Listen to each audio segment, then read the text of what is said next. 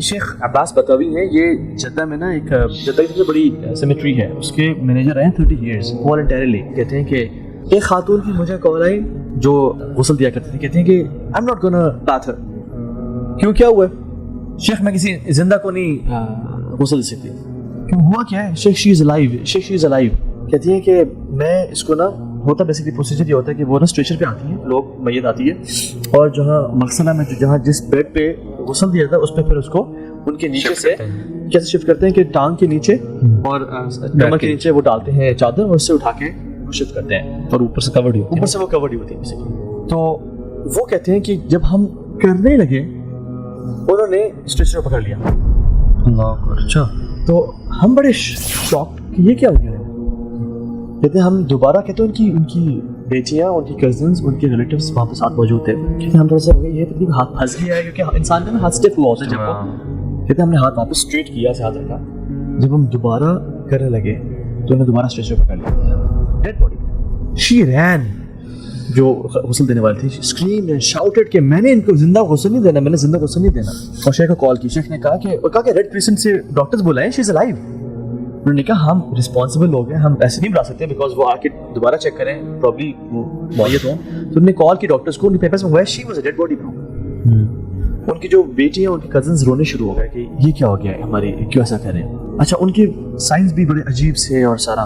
پھر دوسرے لوگ آئے, شی ڈنٹ گیو ہر بات. دوسرے لوگ خواتین آئی, انہوں نے ان کو لٹایا اور پھر اٹھایا, ان کے ہاتھوں کو پکڑ کے اٹھا کے لٹایا اور ان کو غسل دیا, ان کو دفنا دیا. جو خاتون تھی نا, انہوں نے یہ ریڈر سے پوچھا کہ مجھے بتاؤ ان کے بارے میں, کیونکہ ان کا نا یہ عام طور پہ ایک ٹرینڈ ہے شیخ عباس کا کہ وہ پوچھتے ہیں جب بھی کوئی ڈفرینٹ سائن دیکھتے ہیں. تو شی سیڈ کہ میں کیوں بتاؤں آپ کو.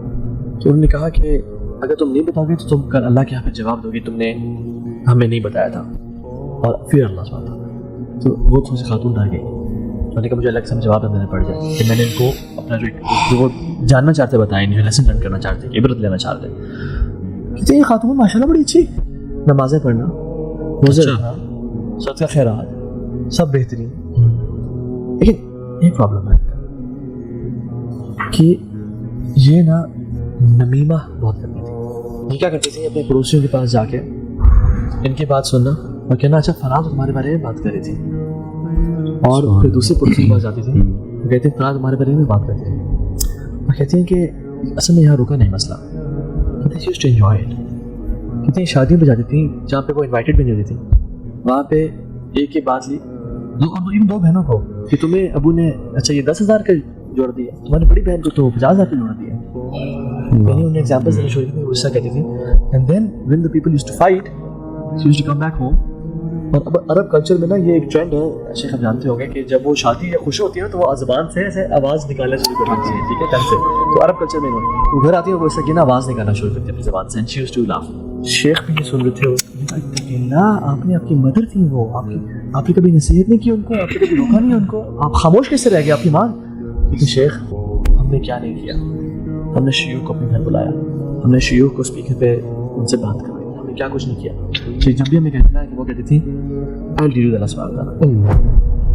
یہ نہیں کہ میں اللہ سے معافی مانگ لوں, کہ I'll deal, میرا رب کا معاملہ ہے, میں قبر میں دیکھ لوں جا کے. لوگ سارے کہتے ہیں کہ میری قبر اپنی ہے نا, میں نے اپنی قبر میں جانا, کہتے ہیں ہم دیکھ لیں گے, تمہاری اپنی قبر میں جائے گا. کیا جملہ ہے اس سے کہ I'll deal with Allah subhanahu wa ta'ala.